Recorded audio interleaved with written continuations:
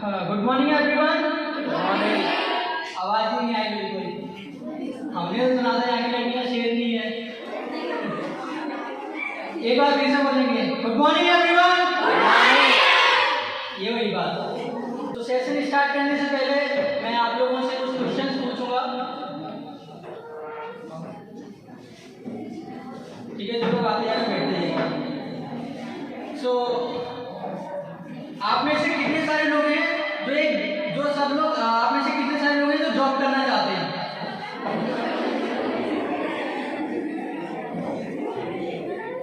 Almost सब। और कुछ लोगों ने हाथ ऊपर नहीं किया है। आप लोग जॉब नहीं करना चाहते क्या? तो फिर क्या करना चाहते हैं?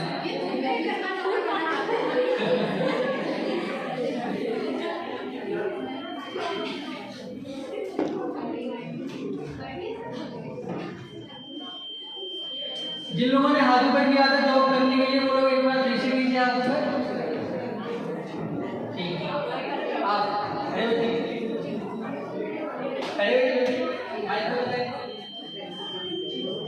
क्या जॉब करना चाहते हैं आप? क्या?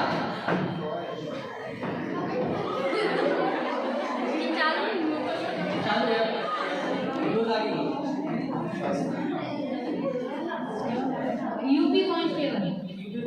यूपी कांस्टेबल की तैयारी करना चाहते हैं मैडम। ओके माइक दीजिए। तो यूपी कांस्टेबल की जॉब आप क्यों करना चाहते हैं? क्यों करना चाहते हैं? व्हाई? क्योंकि ये मेरा सपना है। सपना है। ओके, पर सपना क्यों है? उसका भी तो रीजन होगा ना। लाइक आपको यूपी कांस्टेबल ही क्यों बनना? और भी तो बहुत सारे ऑप्शंस हैं। नहीं, मुझे यही बनना है। यही बनना है। चलिए, कोई बात नहीं। और किसने आप लोग में से आप इस आदमी से मत कीजिए, ऊपर कीजिए आप। ये लोग जॉब करना चाहते हैं।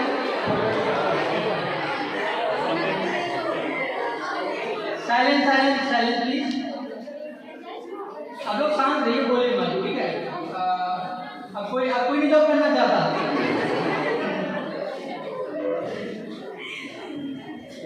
जॉब तो करना चाहते हैं लेकिन बताना नहीं चाहते, राइट? चलिए, कोई बात नहीं। तो देखिए, इस दुनिया में ना लोग 4 तरीके से पैसे कमाते हैं। आपको दिख रहा होगा स्क्रीन पर, ठीक है? First one is employ. वहाँ पे देखिए, वहाँ पे हैव ए जॉब। लाइक जो लोग नौकरी करके पैसा कमाते हैं, लाइक जॉब करके पैसा कमाते हैं, ठीक है? हम लोग एक ऐसे डिजिटल ऐसी एक दुनिया में रहते हैं जहाँ पे 99% चीजें हैं। 99% चीजें किससे पूरी होती हैं? पैसे से, राइट? पैसे से पूरी होती है। तो हम लोगों की जो लाइफ है वो भी किससे चलती है? पैसे से चलती है। 99% चीजें। 1% चीजें जो पैसे से नहीं खरीदी जाती, लाइक हैप्पीनेस और बहुत सारी चीजें जो पैसे से नहीं खरीद सकते। बट इस मटेरियलिस्टिक दुनिया में हम लोगों को 99% चीजें किससे मिलती है? पैसे से। तो पैसा बहुत इंपॉर्टेंट है। ये सुनो, क्या हाथों का महल है? हाथों का महल है क्या? बहुत से लोग बोलते हैं ना पैसा हाथों का महल होता है ना? तो जो लोग ये बोलते हैं ना पैसा हाथों का महल होता है, उन लोगों के पास कभी पैसा मिलेगा ही नहीं। जो लोग ये बोलते हैं उन लोगों को पैसा कभी मिलेगा ही नहीं, क्योंकि उन्हें क्या लगता है जो पैसा हो गया है। क्यों? देखिए, कोई चीज हमारे पास कब होती है? कोई चीज हमारे पास कब होती है? जब वो चीज हमारे लिए इंपॉर्टेंट होती है। अब जैसे ये मेरे पास मोबाइल है, ये मेरे पास क्यों है? क्योंकि ये मेरे पास इंपॉर्टेंट है, मेरे लिए इंपॉर्टेंट है, तभी तो मेरे पास है। मेरे पास ये लैपटॉप है, मेरे पास लैपटॉप क्यों है? क्योंकि ये मेरे लिए इंपॉर्टेंट है। और जो चीज हमारे लिए इंपॉर्टेंट होती है उसे हम पाने के लिए कुछ ना कुछ करते हैं। अब जो लोग यही बोल रहे हैं कि पैसा हाथों में मिला, तो उसके लिए पैसा इंपॉर्टेंट है क्या? तो उसके पास पैसा होगा क्या? नहीं होगा। तो इस दुनिया में आपको पहला तरीका बताया कि लोग क्या करते हैं? जॉब करके पैसा कमाते हैं। एंड सेकंड ऑप्शन है सेल्फ एम्प्लॉयड, लाइक अपना कोई छोटा सा काम करके। अब देखिए, एम्प्लॉय में वहाँ पे लिखा हुआ है हैड ए जॉब, उनके पास एक जॉब होती है, नौकरी होती है। सेल्फ एम्प्लॉय में क्या होता है? खुद की जॉब होती है। वहाँ पे भी वो लोग जॉब करते हैं, यहाँ पे भी करते हैं, लेकिन फर्क सिर्फ इतना होता है कि वहाँ पे जो जॉब होती है वो किसी न किसी कंपनी में होती है, उनका बॉस कोई ना कोई होता है, लेकिन यहाँ पे बॉस अपने खुद होते हैं, self employed, right. Job like आप किसी कंपनी में या फिर गवर्नमेंट एम्प्लॉय है कोई भी है तो वो जॉब उसमें इंक्लूड आ जाएगी। लेकिन सेल्फ एम्प्लॉयमेंट लाइक आपने पानी पूरी का ठेला लगाया वो भी एक जॉब है ना, है कि नहीं है? लेकिन ठेला लगाया तो इसका मीनिंग ये है कि आप अपने लिए कर रहे हो, तो वहाँ पे आप बॉस भी हैं और आप एम्प्लॉय भी हैं, दोनों आप खुद हैं। यस और नो? थर्ड चीज है हमारे पास बिजनेस ओनर। अब लोग क्या समझते हैं कि हमने कोई छोटा सा अपना सेल्फ यानी कि हमने कोई अपना छोटा सा समोसे की दुकान खोल ली, पिज्ज़ा का या फिर बर्गर का, ऐसा कुछ हमने स्टार्ट कर दिया तो लोग उसको बिजनेस बोलते हैं। तो क्या वो बिजनेस होता है क्या? क्यों नहीं होता बिजनेस? बिजनेस इसलिए नहीं होता क्योंकि वहाँ पे जो ओनर होता है उसको खुद काम करना पड़ता है, वहाँ पे उसको खुद काम करना पड़ता है। और जहाँ पे ओनर खुद काम कर रहा है एज ए एम्प्लॉय तो वो सेल्फ एम्प्लॉयड होता है, यानी कोई बिजनेस होता है। यस और नो? सचिन में आपको बिजनेस ओनर में क्या होता है, वो बहुत सारी टीम हायर करते हैं, ठीक है ना, एम्प्लॉयज हायर करते हैं, वहाँ पे वो लोग एम्प्लॉय हायर करके उनसे जॉब करवाते हैं, तो वो किस में कौन सी कैटेगरी में आते हैं? बिजनेस ओनर्स होते हैं। And fourth one is investors. ये लोग क्या करते हैं, इन लोगों के पास पैसा होता है, क्या होता है? पैसा। ये सिर्फ पैसा इन्वेस्ट करके पैसा कमाते हैं, पैसे से पैसा कमाते हैं। इस दुनिया में 4 ही तरीके हैं जिनसे हम लोग पैसा कमाते हैं, 4 कैटेगरी हैं। जितने भी लोग काम कर रहे हैं, चाहे वो खेती कर रहे हो, चाहे वो जॉब कर रहे हो, चाहे वो बिजनेस कर रहे हो, कुछ भी कर रहे हो, वो 4 ही कैटेगरी में आते हैं सब, ठीक है। सो अभी हम बात करते हैं लाइक एम्प्लॉय। अब एम्प्लॉय में मैंने आपको बताया कि जॉब कोई सी भी हो, ठीक है, वो सब इसी कैटेगरी में आएंगे। अब जो एम्प्लॉय होते हैं और सेल्फ एम्प्लॉय होते हैं, पूरी दुनिया में 95% लोग यही होते हैं, एम्प्लॉय और या तो वो कोई ना कोई जॉब कर रहे होंगे या फिर अपना कोई छोटा मोटा कोई धंधा कर रहे होंगे। तो इस दुनिया में कितने परसेंट लोग होते हैं? ये 95% लोग, यानी कि सबसे ज्यादा यही लोग होते हैं। And business owners and investors होते हैं, वो इस दुनिया में केवल 5% होते हैं। कितने होते हैं? 5%। लेकिन जो एम्प्लॉय और सेल्फ एम्प्लॉय हैं, मैंने कितने परसेंट बताया अभी आपको? 95% लोग। ये होते 95% लोग हैं, लेकिन इनके पास जो पैसा होता है ना, वो केवल पूरी दुनिया का 5% होता है। कितना पैसा होता है? 5% पैसा होता है। एंड जो बिजनेस ओनर्स एंड इन्वेस्टर्स होते हैं, ये पूरी दुनिया में कितने होते हैं? 5% होते हैं, यानी बहुत कम। मुझे 100 में से सिर्फ 5 लोग होते हैं, लेकिन इनके पास जो पैसा होता है पूरी दुनिया का कितना परसेंटेज होता है? 95%। इनके पास पैसा कितना होता है? 95%। आपने कभी किसी पानीपुरी वाले को BMW में देखा है? मर्सिडीज में देखा है? नहीं देखा होगा। क्यों? क्योंकि उनके पास पूरी दुनिया का केवल कितना परसेंट पैसा है? 5%, ठीक है। एंड जो बिजनेस ओनर्स होते हैं एंड जो इन्वेस्टर्स होते हैं, उनके पास पूरी दुनिया का कितना परसेंटेज पैसा है? 95% है। इसलिए वो लोग BMW मर्सिडीज में घूमते हैं। Am I right? एक और भी कह सकते हैं हम, जो लोग लैम्बोर्गिनी फरारी में घूमते हैं, लैम्बोर्गिनी फरारी में कितनी सीट होती है? कितनी सीट होती है लैम्बोर्गिनी में? देखिए आपने टीवी वगैरह में तो देखी होगी ना गाड़ी। फरारी नहीं, फरारी में 2 सीटें होती है, स्पोर्ट्स कार है, आप गूगल में देखना है, आपको तो मोबाइल मिल ही गया, देख लेना, ठीक है। तो उसमें 2 सीट होती है। क्यों होती है? और जो बस होती है उसमें कितनी सीटें होती हैं? बहुत सारी होती है। तो जो बिजनेस ओनर इन्वेस्टर्स होते हैं, वो किसमें घूमते हैं? लैम्बोर्गिनी फरारी में, क्योंकि वो बहुत कम लोग होते हैं। एंड बस में कौन घूमता है? Employ and self employ. तो आप लोग कौन सी कैटेगरी में आना चाहते हैं? फर्स्ट वाली कैटेगरी में या फिर सेकंड वाली कैटेगरी में? सेकंड वाली कैटेगरी में। तो सेकंड वाली कैटेगरी में आने के लिए बहुत कुछ करना पड़ता है। क्या आपको लगता है कि कोई भी बिजनेस ओनर है या फिर इन्वेस्टर है, वो बिजनेस उस वाली कैटेगरी में, यानी कि जो 95% से 5% वाली कैटेगरी में जाने के लिए उन्होंने क्या किया होगा? वो किया होगा जो ये लोग नहीं करते या फिर करने से डरते हैं। Am I right? सो इस कैटेगरी से उस कैटेगरी में जाने के लिए आपको वो करना पड़ेगा जो ये लोग नहीं करते हैं। ठीक है, अब ये लोग क्या करते हैं और वो लोग क्या करते हैं, क्या डिफरेंस अभी बताएगा मुझे? वो लोग 5% कैटेगरी में कैसे पहुंचे और ये लोग इस कैटेगरी में ही क्यों हैं? कोई बता सकता है क्या? क्या डिफरेंस होता है दोनों में? माइंडसेट में क्या डिफरेंस होता है?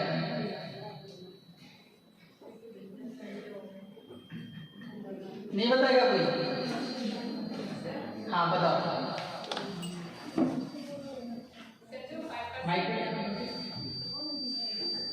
मतलब वो आगे बढ़ने की कोशिश नहीं करते, वो ये सोचते हैं कि हमारे पास जितना पैसा आ रहा है केवल हम उसी को मतलब उसी में खुश रहते हैं। लेकिन जो बिजनेस ओनर होते हैं वो केवल ये चाहते हैं उनके पास जितना भी पैसा है वो कम होता है उनके लिए, तो वो मतलब और मेहनत करते हैं उसके लिए। ठीक है, वेरी गुड वेरी गुड।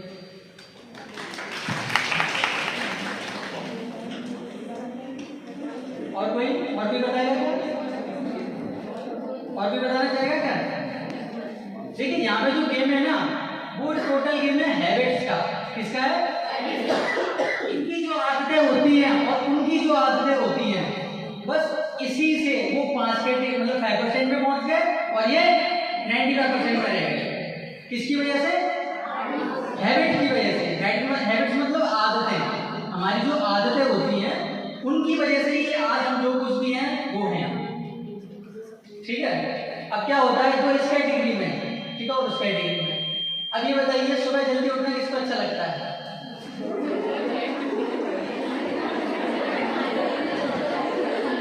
अच्छा ठीक है, आपको अच्छा लगता है? 4 बजे कौन कौन उठता है सुबह मॉर्निंग में? अभी हाथ में आप बोलिए मन के वजह शांत हो गया, आप हाथ ऊपर कीजिए। ठीक है, तो जैसे कि देखिए 4 बजे बहुत कम लोग हैं उठने वाले। ठीक है, और मोस्टली जो लोग यहाँ पे इस कैटेगरी में एम्प्लॉय सेल्फ एम्प्लॉय में, ये लोग 4 बजे उठते होंगे, लेट उठते हैं, इसलिए तो इस कैटेगरी में ना। अभी बताइए चलो कोई नहीं, 4 बजे ये भी उठ जाते हैं, एक हैबिट है, 4 बजे ये भी उठ जाते हैं, 4 बजे वो भी उठ जाते हैं। अब दूसरी हैबिट पे बात करते हैं। ये जो लोग होते हैं वो सीखने पे ध्यान नहीं देते हैं, लर्निंग पे फोकस नहीं करते हैं। ये वाले इनको कुछ सिखाएंगे ना तो क्या बोलेंगे? ज्ञानी मत बनो, हमें सब पता है। बोलेंगे नहीं बोलेंगे? ज्ञानी मत बनो, हमें सब पता है, हमारे बाल ऐसे सफेद नहीं हो गए हैं। ठीक है, तो इन लोगों के पास क्या होता है, जो इनका जो खोपड़ी का मटका होता है ना, भरा हुआ होता है, इसमें हम और कुछ नहीं डाल सकते, ओवर हो जाता है।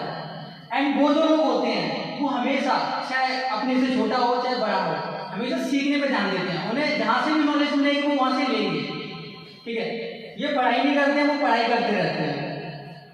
ठीक है, सीखने पे ध्यान देते हैं। और जो नई नई अपॉर्चुनिटीज उन्हें मिलती हैं लाइफ में, ठीक है, ये उन्हें ग्रैब्स नहीं करते हैं और वो इन्हें ग्रैब्स करते हैं। बस यही एक छोटा सा डिफरेंस है। और बहुत सारी ये ऐसी छोटी छोटी हैबिट्स हैं, इन्हीं की वजह से वो लोग 5% में पहुँच गए और ये लोग 90% नहीं हो गए।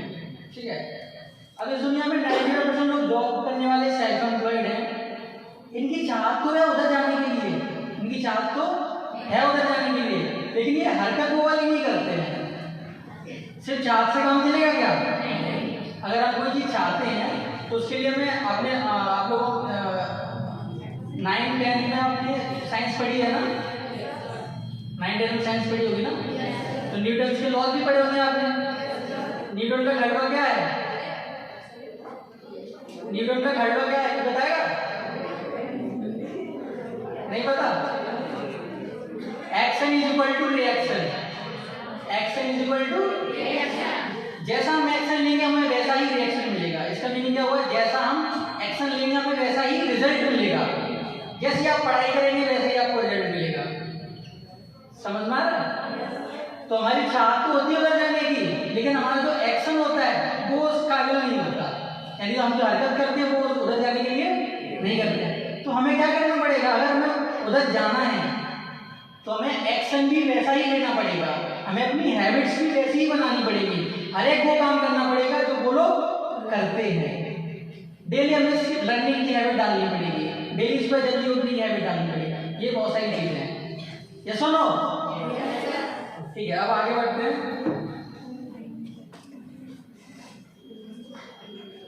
अब मैंने आपको बताया कि यहाँ पे दुनिया में एम्प्लॉय, सेल्फ एम्प्लॉयड भी है, बिजनेस ओनर, इन्वेस्टर्स है। अब आप लोगों के माइंड में आ रहा होगा कि अब ये बताइए आप लोगों में से कितने सारे लोग हैं जो फर्स्ट वाली कैटेगरी में रहना चाहते हैं?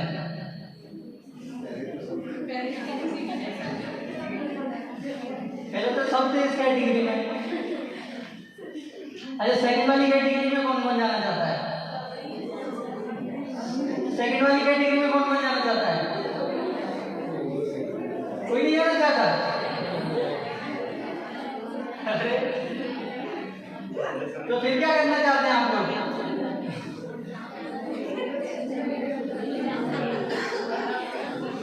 Silence silence silence. अब देखिए, आप लोग जब तक इंटरेक्ट नहीं करेंगे मुझसे तब तक मजा नहीं आएगा, ठीक है? तो जो मैं आपसे क्वेश्चन पूछ रहा हूँ उसका रिस्पॉन्स भी तो दो आप लोग। मैं आप लोगों के लिए इधर आके कुछ मेहनत कर रहा हूँ, तो मैं आपसे क्या एक्सपेक्ट करूँगा कि आप लोग मेरे साथ कोऑर्डिनेट करें, एक्सपेक्ट जो है आप रेस्पॉन्स करें।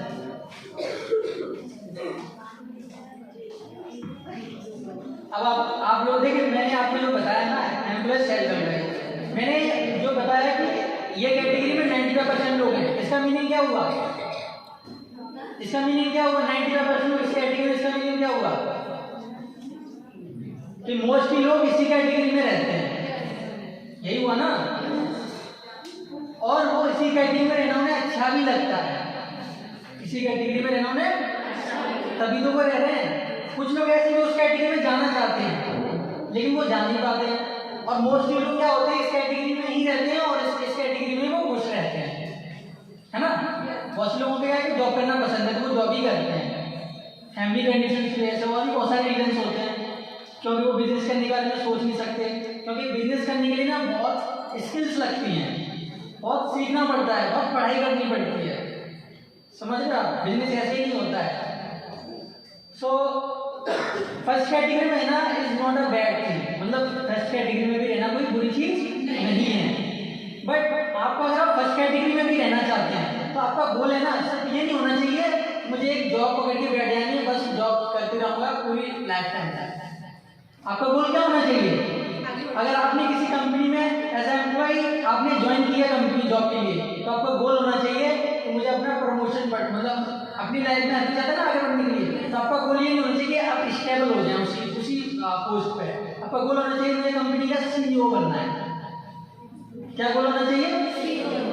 अगर आप कंपनी का CEO बनेंगे तो भी आप, अगर आप कोई छोटा बिजनेस भी कर रहे हैं, CEO बन रहे हैं किसी कंपनी के, तो वो भी आपके लिए बहुत बड़ा अचीवमेंट है। वहाँ पे भी आप, अगर आप एवरेज सैलरी अगर आप इंडिया में देखेंगे तो अप्रोक्सीमेटली 30 लाख पर मंथ होती है एक इंडिया में एवरेज CEO की सैलरी, ठीक है? तो अगर आप जॉब भी करना चाहते हैं, उसी में खुश रहना चाहते हैं, तो आपका गोल होना चाहिए बड़ा, सोच क्या होनी चाहिए? बड़ी होनी चाहिए। क्योंकि क्या होता है ना, जब आप अपनी सोच छोटी रखेंगे तो आप आगे नहीं बढ़ पाते, स्टेबिलिटी होती है हमारा। जब हमारे माइंड में, मतलब अगर हम स्टेबल रहेंगे तो हमारी जो सोचने की क्षमता है वो क्या हो जाती है? कम हो जाती है। जब हमारी सोच सातवें आसमान पर होती है, कहाँ पे? तो जरूरी नहीं है कि हम सातवें आसमान पर ही पहुंचे, पर जमीन से ऊंचा तो उठ ही जाएंगे, समझ में आया? तो हमेशा सोच क्या होनी चाहिए? बड़ी होनी चाहिए। जब भी आप किसी को अपने गोल्स के बारे में बताएं तो उन लोगों को लगना चाहिए कि हाँ बंदे में दम है, कुछ करना चाहता है। भले देखो मोस्टली लोग क्या होते हैं, जब आप अपने गोल्स के बारे में किसी को बताते हैं ना, तो दो कैटेगरी के लोग होते हैं। एक वो होते हैं जो हंसते हैं आप पे कि कैसी बातें कर रहा है, बड़ी बड़ी बातें फेंकता रहता है ये तो। और दूसरी कैटेगरी के कौन से लोग होते हैं? जो आपको अप्रिशिएट करते हैं, ठीक है ना? अप्रिशिएट करते हैं और आपको देख के खुश होते हैं कि हाँ ये बड़ा सोच रहा है या बड़ी सोच रही है, ठीक है? तो फर्स्ट कैटेगरी में रहना बुरी चीज़ नहीं है। फर्स्ट कैटेगरी में भी आप रहना चाहते हैं तो भी आपके गोल, बस आपकी सोच बड़ी होनी चाहिए, और उस कैटेगरी में जाते हैं तो वो और भी ज़्यादा बेस्ट है। पर उस कैटेगरी में जाने के लिए आपको बहुत मेहनत करनी पड़ती है, ठीक है? अगर आप मेहनत करने के लिए अपने आप को कैपेबल समझते हैं तो आप उस कैटेगरी में जा सकते हैं। अब देखिए यहाँ पे गूगल पे अगर आप सर्च करेंगे highest paying jobs in India, तो highest paying jobs in India आप देख रहे हैं, फर्स्ट कैटेगरी पे क्या है, मेडिकल प्रोफेशनल्स लाइक सर्जन वगैरह होते हैं। आपको पता ही है इंडिया में हॉस्पिटल्स में अगर आप जाते हैं तो डॉक्टर्स कितना फीस चार्ज करते हैं एक ऑपरेशन का, करते हैं ना।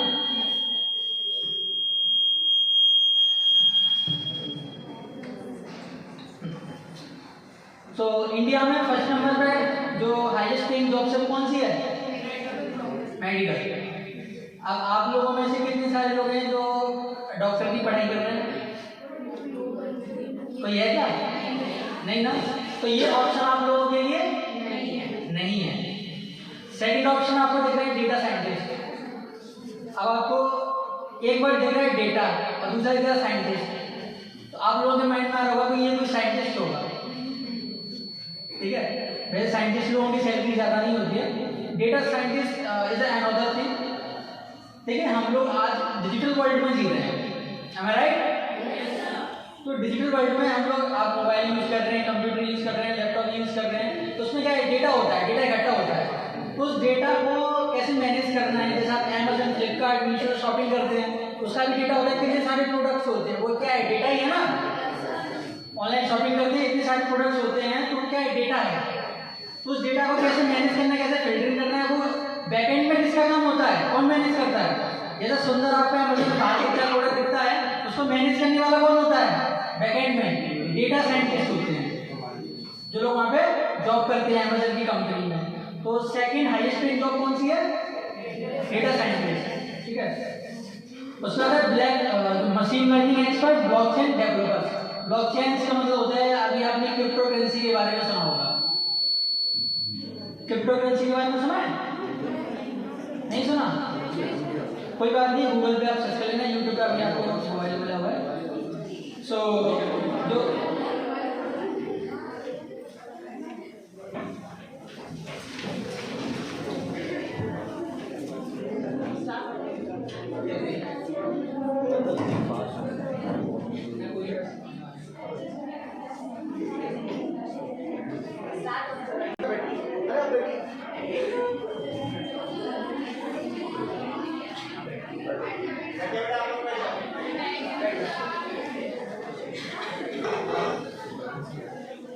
Please silence. सो जैसे कि मैंने आपको बताया, इंडिया में हाईएस्ट पेइंग जॉब्स कौन सी आपको स्क्रीन पे दिख रही होंगी, ठीक है। आप देख सकते हैं, आप अपने मोबाइल में भी सर्च कर सकते हैं highest paying jobs in India. तो फर्स्ट जो जॉब होगी कौन सा होगा, मेडिकल प्रोफेशनल। तो वो आप नहीं कर सकते क्योंकि आपने उस फील्ड से रिलेटेड पढ़ाई नहीं की है।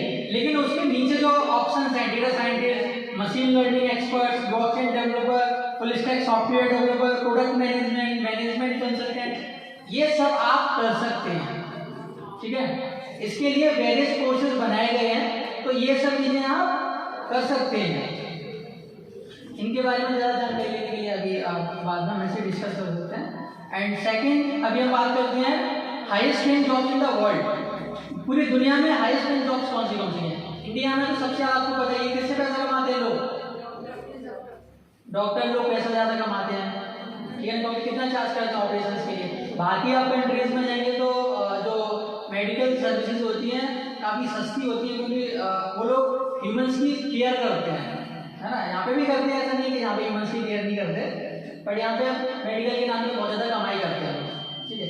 तो highest paying jobs in the world, अगर एवरेज आते हैं top 20 highest paying jobs in the world in 2023। अभी मैंने आपको इंडिया में जो बताया था डेटा, वो क्या था, डेटा साइंटिस्ट। अब यहाँ पे टॉप पे वही आ रहा है, समझ रहे हैं आप, डेटा साइंटिस्ट का। एंड सेकंड है सीनियर सॉफ्टवेयर इंजीनियर। आप सॉफ्टवेयर सीनियर इंजीनियर नहीं बन सकते, लेकिन आप सॉफ्टवेयर डेवलपर बन सकते हैं। उसके लिए वेरियस कोर्सेज हैं। आप पहले ही आपको अभी टेक्निकल नॉलेज नहीं है, ठीक है, लेकिन फिर भी आप उसके लिए वेरियस कोर्सेज बनाए गए हैं, तो वो आप एनरोल करके आप उनको सीख के, ऑनलाइन भी बहुत सारे कोर्सेज अवेलेबल, आप ऑनलाइन भी कर सकते हैं एंड ऑफलाइन भी आप कर सकते हैं।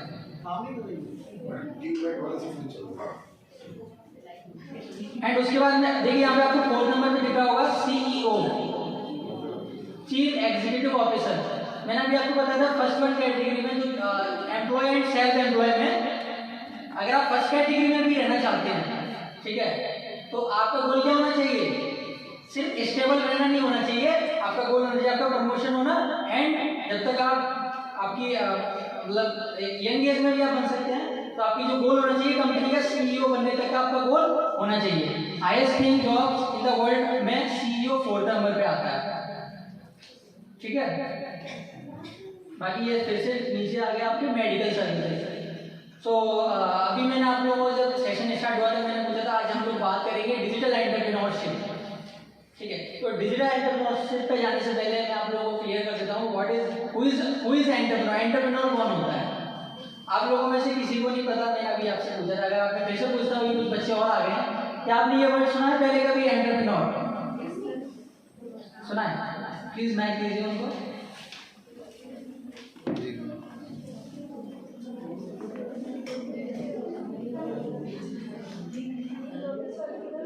हाँ जी बताइए। होता है जिसमें हम अपना माइक क्लोज कर लीजिए थोड़ा सा। इंटरप्रेन्योर में वो होता है जिसमें हम अपना कोई कारोबार करना चाहते हैं, मतलब कोई जॉब स्टार्ट करना चाहते हैं। Okay okay okay very good, ठीक है। क्लैपिंग के लिए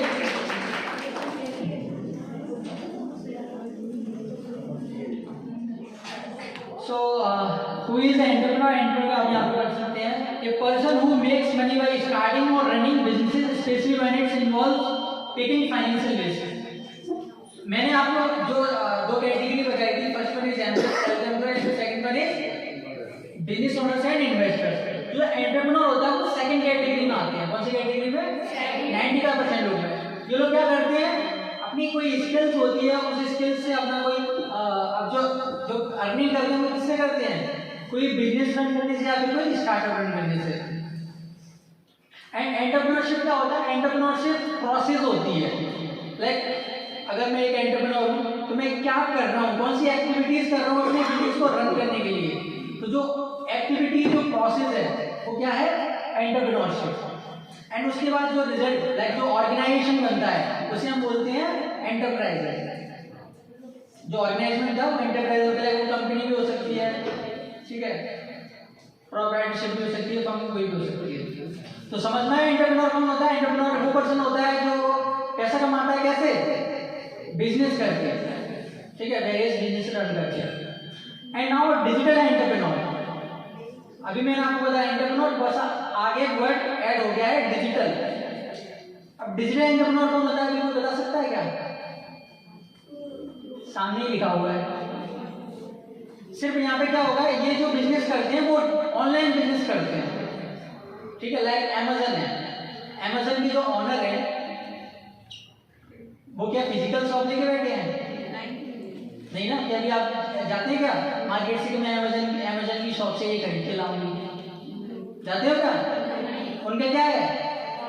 ऑनलाइन एम्पायर खड़ा हुआ पूरा ऑनलाइन। आपके मोबाइल में एप्लीकेशन है, आप वहाँ पे जाते हैं, वहाँ से आप शॉपिंग करते हैं, आपके घर पे आके सामान डिलीवर हो जाता है। तो जो अमेजन के मालिक हैं, नाम पता है आपको? अमेजन के मालिक कौन है? किसी को पता है क्या नाम? किसी को नहीं पता? Jeff Bezos. जेफ बेजोस है अमेजन के ओनर। अभी पूरे वर्ल्ड में टॉप रिचेस्ट पर्सन में से 4th नंबर पे आते हैं। टॉप रिचेस्ट अभी कुछ महीनों पहले वो नंबर 1 पे थे पूरे वर्ल्ड में। Now he is on the 4th place. And first number पे कौन है? क्या किसी को पता है? Top richest person in the world पता है क्या? पूरी दुनिया में आज की डेट में सबसे ज्यादा रिचेस्ट पर्सन कौन है? हाँ राइट। क्लैपिंग होनी चाहिए उनके लिए।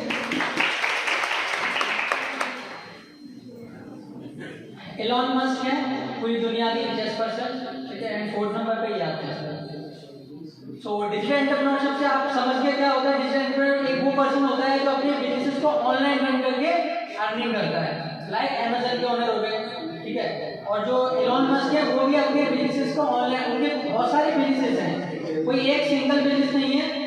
जैसे आप हम लोग इंडिया में पेटीएम यूज करते हैं, फोन पे यूज करते हैं ऑनलाइन ट्रांजेक्शन के लिए, राइट। अगर हमें बाहर की कंट्री से पैसा पेमेंट एक्सेप्ट करना हो या फिर बाहर की कंट्री के लिए हमें पेमेंट ट्रांसफर करना हो तो कैसे करेंगे? पेटीएम से कर लेंगे क्या? नहीं कर पाएंगे। अगर हमें मान के चलिए आउट ऑफ इंडिया किसी को पेमेंट करना है तो हम लोग पेटीएम से पेमेंट नहीं कर सकते, गूगल पे से नहीं कर सकते। उसके लिए जो एलॉन मस्क है उनका एक पेपल एप्लीकेशन आता है, पेपल। अब अगर आप प्ले स्टोर से डाउनलोड करेंगे तो आप वहाँ से आप यूएसडी में आप पेमेंट यूएसडी में, यूरो में, जिसमें भी आप ट्रांसफर करना चाहें कर सकते हैं। तो जैसे पेटीएम चल रहा है वैसे ही इलॉन मस्क का एक स्टार्टअप है पेपल कंपनी है। तो ऐसे ही वो लोग जो बिजनेस कर रहे हैं, ये सारे के सारे हम इनको डिजिटल एंटरप्रेन्योर बोल सकते हैं। अब एक डिजिटल एंटरप्रेन्योर बनने के लिए कौन सी स्किल्स हैं, ठीक है, जो उन्हें आनी ही चाहिए, तभी वो एक डिजिटल एंटरप्रेन्योर बन सकते हैं। First one is marketing strategy. अगर आप एक डिजिटल एंटरप्रेन्योर बनना चाहते हैं, सक्सेसफुल डिजिटल एंटरप्रेन्योर बनना चाहते हैं, तो आपको मार्केटिंग स्ट्रेटेजी पता होनी चाहिए। Second one is smart ideas. आपके माइंड में ना आइडियाज आने चाहिए। ऐसा नहीं कि आपके माइंड में से आपने कोई स्टार्ट किया एंड आप स्टेबल हो गए। आपके माइंड में आइडियाज आने चाहिए कि आपने जो स्टार्ट किया है आप उसे कैसे स्केल कर सकते हैं, आप उसे कैसे बढ़ा सकते हैं। And third one is digital marketing. Digital marketing के बाद ये वर्ड आपने कभी पहले सुना है क्या, डिजिटल मार्केटिंग?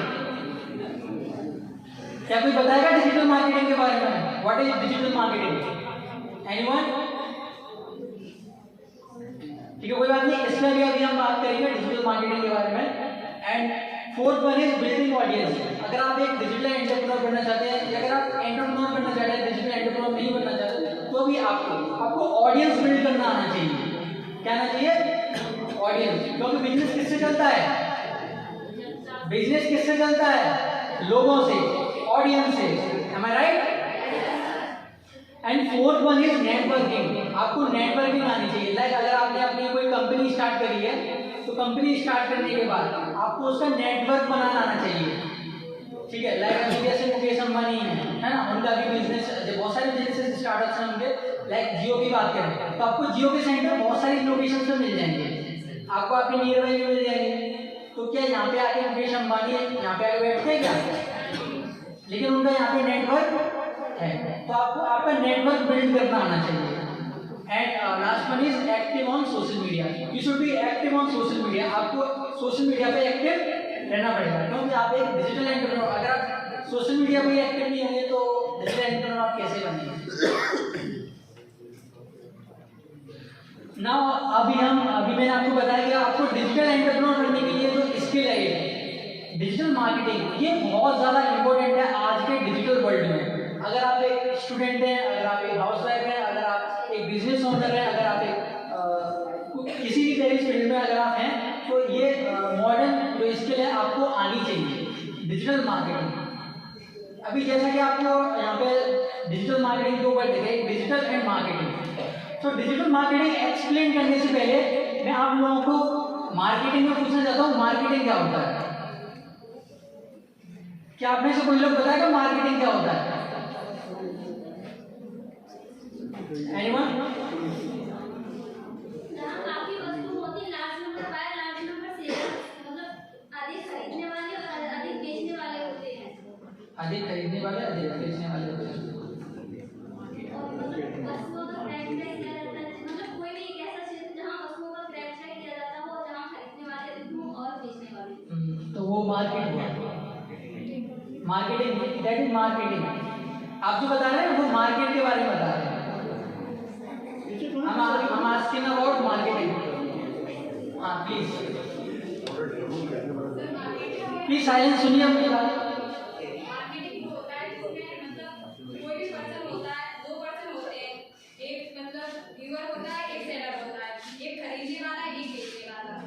जिसमें से हम कोई भी प्रोडक्ट है उसको हम किसी भी मार्केट में से मतलब किसी भी प्रोडक्ट को मार्केट में सेल करने के लिए मतलब उसमें दो पर्सन जो मैन होते हैं वो गिवर एंड सेलर होते हैं। बट मार्केटिंग तो एक्सप्लेन नहीं हुआ ना इससे। चलिए कोई बात नहीं, वेरी गुड। और भी बताना चाहेगा मार्केटिंग? चलिए हाँ प्लीज। सर मार्केटिंग मतलब किसी वस्तु का आदान प्रदान करना, मतलब दो लोगों के बीच में किसी वस्तु का लेन देन।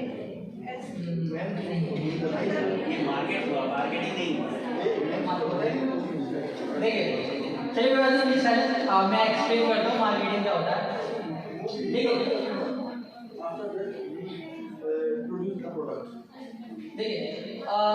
बिजनेसेस होते हैं वो दो कैटेगरी से चलते हैं। लाइक या तो कोई बिजनेस है वो सर्विसेज प्रोवाइड कर रहा है, क्या प्रोवाइड कर रहा है?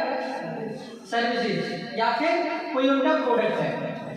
बिजनेस जो चलता है वो दो चीज़ों से चलता है, या तो वो कोई सर्विसेज प्रोवाइड कर रहे हैं या फिर कोई उनका प्रोडक्ट है, ठीक है। अब एक बात बताइए, आप लोग हेयर ऑयल या फिर और भी बॉडी लोशन वगैरह यूज करते हैं, तो आप वो जैसे आप वैसलीन की बात करते हैं, तो आप वैसलीन का जो प्रोडक्ट खरीद के लाते हैं बॉडी लोशन, वो आपको उसके बारे में कैसे पता चला? आप वही क्यों खरीद के लाते हैं, कोई और क्यों नहीं लाते? या फिर जिसके बारे में आपको पता है कैसे पता चला आपको? आपने टीवी पे ऐड देखा होगा, आपने बैनर देखा होगा कि मार्केट में लगा हुआ है ना, जैसे पेरेंट लवली आता है ना, पेरेंट लवली हो गया, तो उसके तो बैनर लगे पड़े हैं बहुत सारे मार्केट में, है ना, तो वो भी आप अगर खरीद लाते तो आपको उसके बारे में कैसे पता चला? ऐड देख के तो पता चला ना। तो मार्केटिंग का मीनिंग क्या होता है? किसी भी प्रोडक्ट या सर्विस की इंफॉर्मेशन, किसी भी प्रोडक्ट या सर्विस की इंफॉर्मेशन यूजिंग एडवर्टाइजिंग कस्टमर तक पहुंचाना, दैट इज मार्केटिंग। समझ में आया? जब तक मार्केटिंग नहीं करेंगे, लाइक अगर हमारा कोई प्रोडक्ट है, अगर आप में से ही कोई आगे चल के अपना कोई स्टार्टअप स्टार्ट करेगा, फिर आप में से कोई आपने कोई ब्यूटी के या फिर किसी से रिलेटेड जो भी आप कैटेगरी, जो भी आपकी स्किल है, जो भी आप करना चाहते हैं, अगर आपने कोई स्टार्टअप स्टार्ट किया, तो आप उसको कैसे ग्रो करेंगे? ग्रो कैसे होगा? लोगों से, और लोगों के बारे में क्या पता चलेगा? जब आप अपने प्रोडक्ट या सर्विस की इंफॉर्मेशन उन लोगों तक पहुंचाएंगे। तो जो प्रोसेस होती है इंफॉर्मेशन पहुंचाने की, वो क्या होती है? मार्केटिंग। समझ में है मार्केटिंग क्या होता है? मार्केटिंग इज अ प्रोसेस, ठीक है ना, जिससे हम क्या करते हैं, किसी भी प्रोडक्ट या सर्विस की इंफॉर्मेशन हम कस्टमर तक पहुंचाते हैं।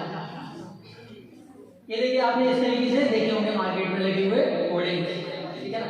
आपने इस तरीके से टीवी पे या यूट्यूब पे तो 10 सेकंड में भी ऐड आ जाते हैं ना, scalable non scalable, banner ad, Facebook में भी आ जाते हैं ऐड, ठीक है ना बैड। तो देखिए, हम इस बारे में बात नहीं करेंगे। जो आप होर्डिंग्स है ना, बैनर्स आप देखते हैं, ये फिजिकल मार्केटिंग बोलते हैं। तो क्या बोलते हैं? फिजिकल मार्केटिंग, या फिर ट्रेडिशनल मार्केटिंग बोलते हैं, जो पुरानी मार्केटिंग होती हुई आ रही है। अभी हम लोग बात करेंगे डिजिटल मार्केटिंग के बारे में, एंड डिजिटल मार्केटिंग से आप लोगों के लिए क्या क्या अपॉर्चुनिटीज बनने वाली है उनके बारे में। डिजिटल मार्केटिंग में आप कैसे करियर बना सकते हैं उसके बारे में, ठीक है। सो आप यूट्यूब पे ऐड देखते होंगे, अब तो स्मार्ट टीवी आ गई है, जिन्हें हम इंटरनेट से चलाते हैं, यूट्यूब वगैरह यूज करते हैं, तो वहाँ पे भी ऐसे एडवर्टीजमेंट आपको देखने को मिल जाते हैं। तो यहाँ पे हो क्या रहा है? या तो इनकी कोई कंपनी है, आपकी कोई सर्विस है, या फिर कोई प्रोडक्ट है ना, जैसे महिंद्रा हो गया, अमेज़न हो गया, अमेज़न वगैरह के लिए आपको यहाँ पे ऐड दिख जाते हैं। तो ये लोग क्या कर रहे हैं? मार्केटिंग कर रहे हैं। तो डिजिटल मार्केटिंग क्या होगा? डिजिटल मार्केटिंग दो वर्ड से मिला है, डिजिटल एंड मार्केटिंग। तो डिजिटल मार्केटिंग क्या हुआ? डिजिटलाइजेशन, मतलब डिजिटल प्लेटफॉर्म्स की हेल्प से जो हम मार्केटिंग करते हैं उसे हम क्या बोलते हैं? Digital marketing. एंड जो फिजिकल टूल्स के यूज से हम मार्केटिंग करते हैं उसे हम क्या बोलते हैं? फिजिकल मार्केटिंग या फिर ट्रेडिशनल मार्केटिंग, ठीक है। जैसे कि एग्जांपल के लिए, ये जो है आपने जो होर्डिंग देखा है वो क्या है? फिजिकल मार्केटिंग, क्योंकि यहाँ पे हमने फिजिकल बैनर या होर्डिंग लगाई हुई है। एंड यहाँ पे हमने क्या किया? कोई बैनर या होर्डिंग लगाया हुआ है? नहीं, एक वीडियो ऐड बनाया, उसको हमने यूट्यूब पे रन कर दिया, ऐड कैंपेन, एंड यहाँ पे एड्स हमारा रन होना स्टार्ट हो गया। ये कौन सा मार्केटिंग हो गया? Digital marketing. अब देखिए यहाँ पे डिजिटल मार्केटिंग एंड आज के डिजिटल वर्ल्ड में मोस्टली जो बिजनेसेस हैं वो ट्रेडिशनल मार्केटिंग छोड़ के डिजिटल मार्केटिंग की तरफ ही क्यों ज़्यादा मूव कर रहे हैं, लाइक डिजिटल मार्केटिंग पे क्यों फोकस कर रहे हैं? तो डिजिटल मार्केटिंग और ट्रेडिशनल मार्केटिंग में क्या डिफरेंस है, अभी हम उसके बारे में बात कर लेते हैं। देखिए, कोई भी बिजनेस रन करने के लिए, कोई भी स्टार्टअप रन करने के लिए मार्केटिंग सबसे ज़्यादा इंपॉर्टेंट होता है। एक खराब प्रोडक्ट, एक बेकार प्रोडक्ट अच्छी मार्केटिंग से बेचा जा सकता है। अगर कोई खराब प्रोडक्ट है लेकिन उसकी मार्केटिंग अच्छी है तो वो बेचा जा सकता है। लेकिन कोई कितना ही अच्छा प्रोडक्ट है और उसकी खराब मार्केटिंग है तो बेचा नहीं जा सकता। तो traditional marketing and digital marketing में क्या डिफरेंस है? सबसे पहला, मान के चलिए अभी जो मैंने आपको दिखाया था ये बैनर, इस बैनर में क्या था? एग्जांपल ले लेता हूँ मैंने, हेयर ऑयल का कोई प्रोडक्ट है, वो मैंने यहाँ पे अपना होर्डिंग जो है लगा दिया, ठीक है। अब हेयर ऑयल का लाइक उन लोगों के लिए जिन लोगों के बाल झड़ने का प्रॉब्लम है या फिर बाल टूट रहे हैं, बहुत सारी चीज़ें जो इशू आते हैं, हेयर ऑयल का इशू है, तो उसके लिए मैंने यहाँ पे अपना मेरा कोई प्रोडक्ट है, मैंने यहाँ पे अपना ऐड लगा दिया। ऐड लगाने के बाद अब एक बात बताइए, मार्केट में अगर हमने जो होर्डिंग लगाया है हेयर ऑयल का, मार्केट में जितने भी लोग आ रहे होंगे, क्या सब लोगों को मतलब हेयर से रिलेटेड इशू होगा क्या? नहीं होगा ना। 100 में से केवल 10% लोग ऐसे होंगे जिनको बालों से रिलेटेड कोई ना कोई इशू होगा, लाइक जिनके बाल झड़ रहे होंगे। बाकी के 90% लोग हमारे काम के नहीं हैं, लेकिन हमने जो अपना होर्डिंग लगाया वो तो सब लोगों के लिए लगा दिया। जो हमारे काम के ऑडियंस है वो कितने हैं? केवल 10%। एंड जो 90% लोग हैं वो हमारे काम के, तो पैसा तो हमारा 90% लोगों में वेस्ट हो गया। समझ में आ रहा है? तो ट्रेडिशनल मार्केटिंग में हम अपने टारगेट ऑडियंस को चूज नहीं कर सकते।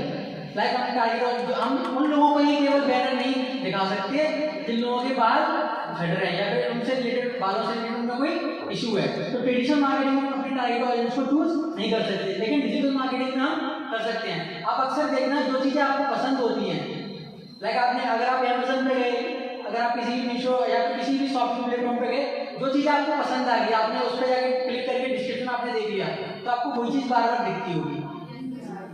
मैं राइट? आप जो गूगल पे सर्च करते हैं, जब कीवर्ड सर्च करते हैं, लाइक आप कुछ भी सर्च करते हो, तो उससे उस कैटेगरी से रिलेटेड ही आपको एड्स दिखाई देंगे। जैसे नो जो चीज़ आपको पसंद है, आपने अक्सर देखा उन्हीं से रिलेटेड आपको एड्स दिखते हैं। तो एक्चुअल में क्या हो रहा है, जो बैकएंड में टीम काम कर रही है, जो आपको ऐड दिखा रही है, वो लोग क्या करते हैं, उन्हीं लोगों को टारगेट करते हैं। अब जैसे मान के चलिए जो मैंने आपको अभी हेयर ऑयल का एग्जांपल दिखाया, तो जो वो ऐड है ना, डिजिटल मार्केटिंग में अगर कोई कैंपेन बनाएगा तो वो केवल जो ऐड है हेयर ऑयल का, वो उन्हीं लोगों को दिखेगा जिन लोगों को बालों से रिलेटेड कोई ना कोई इशू होगा। बाकी के जो काम के लोग हैं उनको नहीं दिखेगा। तो वहाँ पे हम टारगेट ऑडियंस को चूज कर सकते हैं। अब कोई प्रोडक्ट ऐसा होता है जो हमें केवल मेल्स को दिखाना है या फीमेल्स को दिखाना है, तो ट्रेडिशनल मार्केटिंग में वो नहीं कर सकते, लेकिन डिजिटल मार्केटिंग में कर सकते हैं। हम अपने टारगेट ऑडियंस को चूज कर सकते हैं। अब आप सोच रहे होंगे कि हम कैसे चूज करेंगे।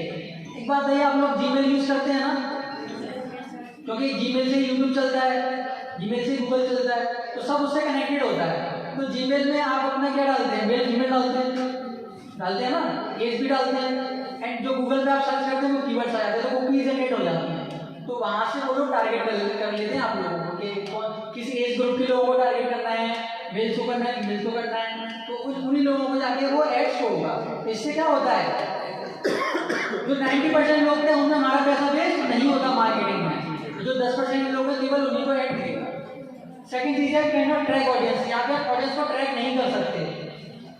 ट्रैकिंग से मेरा यहाँ पे क्या मीनिंग है, लाइक अब मान के चलिए कि जो मैंने अभी होर्डिंग लगाया मार्केट में हेयर फॉल से रिलेटेड, अब 90% लोग हमारे काम के नहीं है, केवल 10% थे। तो 10% लोग हैं जो लोग उस प्रोडक्ट को खरीदना चाहेंगे, लाइक जो लोग इंटरेस्टेड हुए वो लोग उस प्रोडक्ट को खरीदना भी चाह रहे हैं। लेकिन क्या हुआ, वो आगे बढ़े, थोड़ा सा आगे बढ़ने के बाद क्या होता है, हमारा जो ह्यूमन माइंड है ना, उसको भूलने की बीमारी है, ठीक है ना, ज़्यादा चीज़ें माइंड में नहीं रख पाते।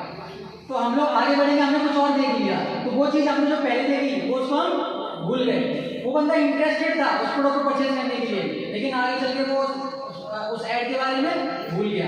तो हम उसको ट्रैक नहीं कर पाएंगे कि कितने लोग हैं जिन लोगों ने उस ऐड को खरीदने के लिए इंटरेस्ट शो किया है। लेकिन डिजिटल मार्केटिंग में हम ये कर सकते हैं, लाइक अगर आपने अक्सर देखा होगा, अगर आप मोबाइल में कोई आपने ऐड देख लिया, उस ऐड पे एक बार क्लिक कर दिया, तो वही ऐड आपको बार बार दिखेगा। आपने देखा कभी ऐसे?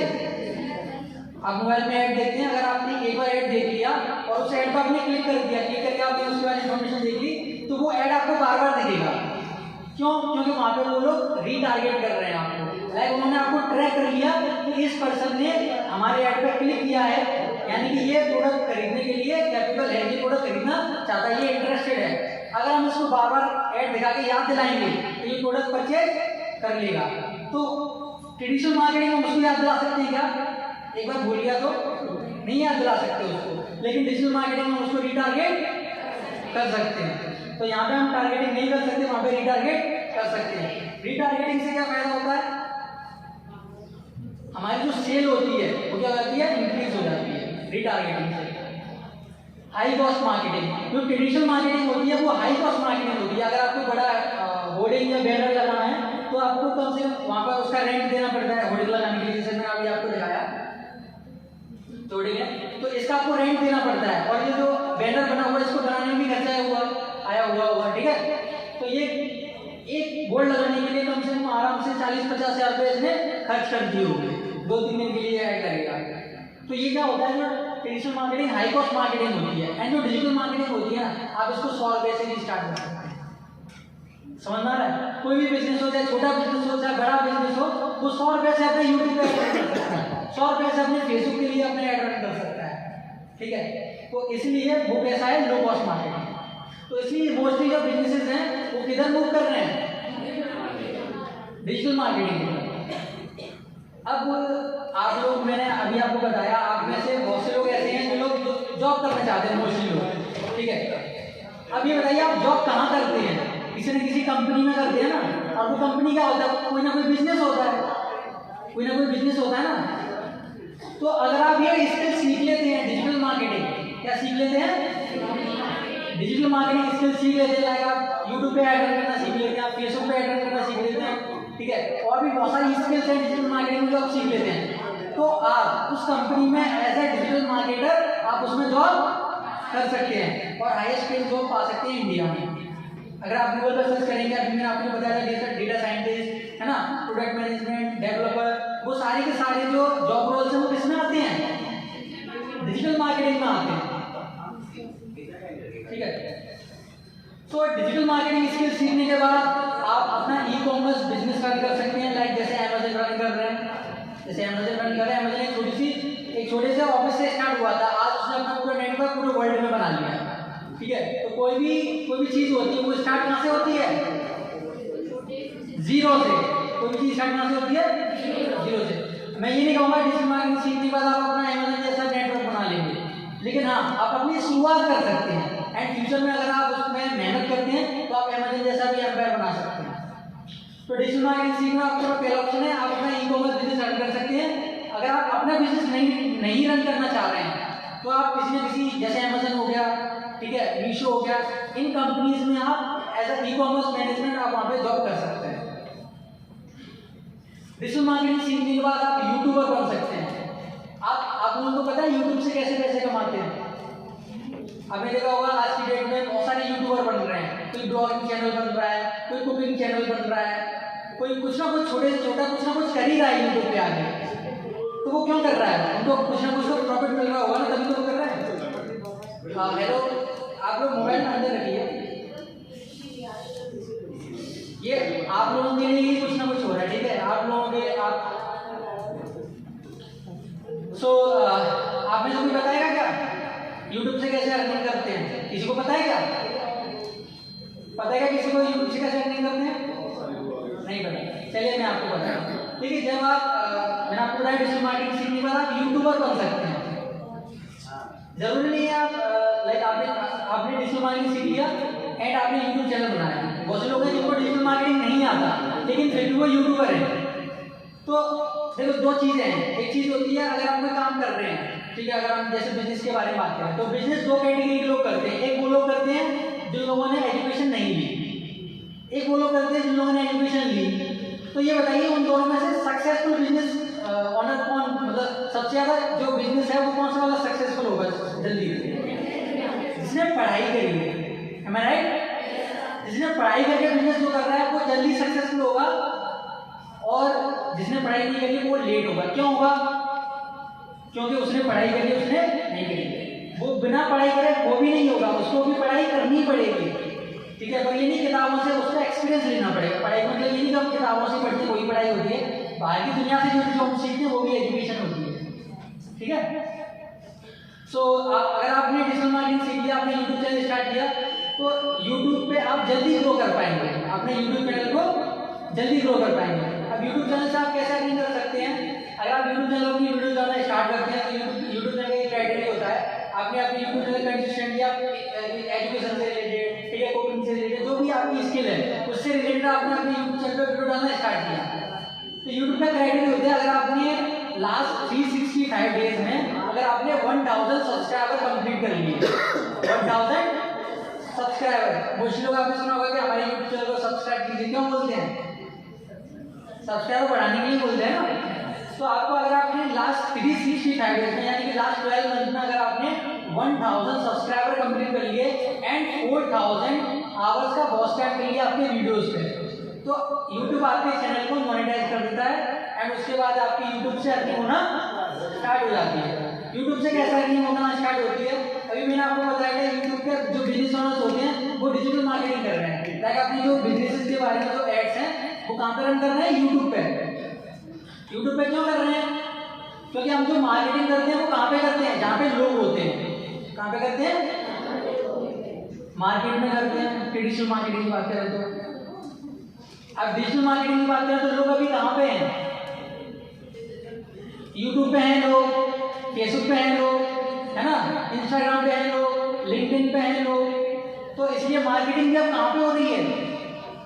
Social media. ठीक है। सो अभी मैंने आपको बताया आप यूट्यूबर बन गए, ठीक है। तो यूट्यूब से कैसे अर्निंग होगी? पहला क्राइटेरिया था, यूट्यूब का क्राइटेरिया कंप्लीट हो जाता है। उसके बाद क्या होता है, लाइक मैं अपना बिजनेस का कोई एडवर्टाइजमेंट रन करना चाहता हूँ, तो मैं किसको पेमेंट करूँगा? यूट्यूब को। मैं अपने बिजनेस के लिए क्या करना चाहता हूँ?